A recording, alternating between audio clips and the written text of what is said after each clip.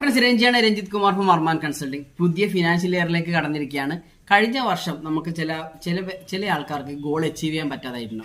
പുതിയ വർഷം നമ്മൾ വീണ്ടും നമ്മളൊന്ന് റിവ്യൂ ചെയ്യുന്നു. അതിന്റെ ചില മാറ്റങ്ങളൊക്കെ വരുത്തി നമ്മൾ വീണ്ടും വളരെ പ്ലാനിങ്ങിലോടുകൂടെ നമ്മൾ ഇറങ്ങുകയാണ്. അപ്പോൾ ഈ പുതിയ ഉദ്യമത്തിൽ ഇറങ്ങുന്നവർക്ക് വേണ്ടി ഒരു സ്റ്റോറിയാണ് ഞാൻ നിങ്ങളോട് പറയുന്നത്, ഒരു ഇൻസ്പയറിംഗ് സ്റ്റോറി. കാരണം കഴിഞ്ഞ IPL നടക്കുകയാണ്. കഴിഞ്ഞ IPL മത്സരത്തിൽ നമ്മളൊരു സോഷ്യൽ മീഡിയയിൽ ഇപ്പോൾ കാണുന്ന ഒരു സ്റ്റോറിയാണ് ശശാങ്ക് സിംഗ് സ്റ്റോറി.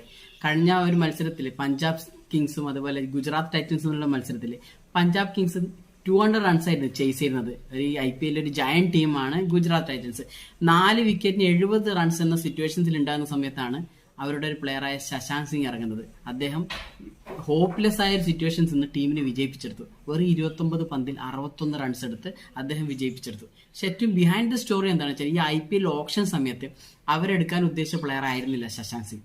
മറ്റൊരു ശശാങ്ക് എന്ന് പറഞ്ഞൊരു പ്ലെയർ, ഒരു യങ്സ്റ്റർ ആയിരുന്നു അവർ ഉദ്ദേശിച്ചത്.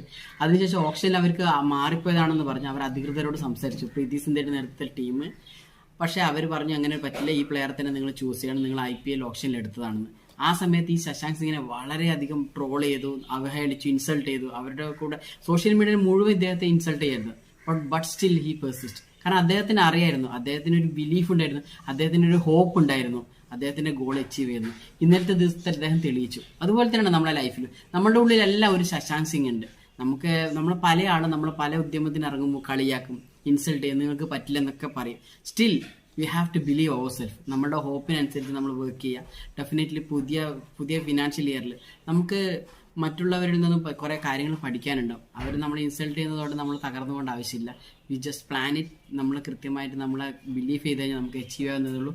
ഓൾ ദ ബെസ്റ്റ് യുവർ പുതിയ ഫിനാൻഷ്യൽ ഇയറിൽ നിങ്ങളുടെ എല്ലാ കാര്യങ്ങളും അച്ചീവ് ആയിട്ടെന്ന് പ്രതീക്ഷിക്കുന്നു, പ്രാർത്ഥിക്കുന്നു. Thank you very much.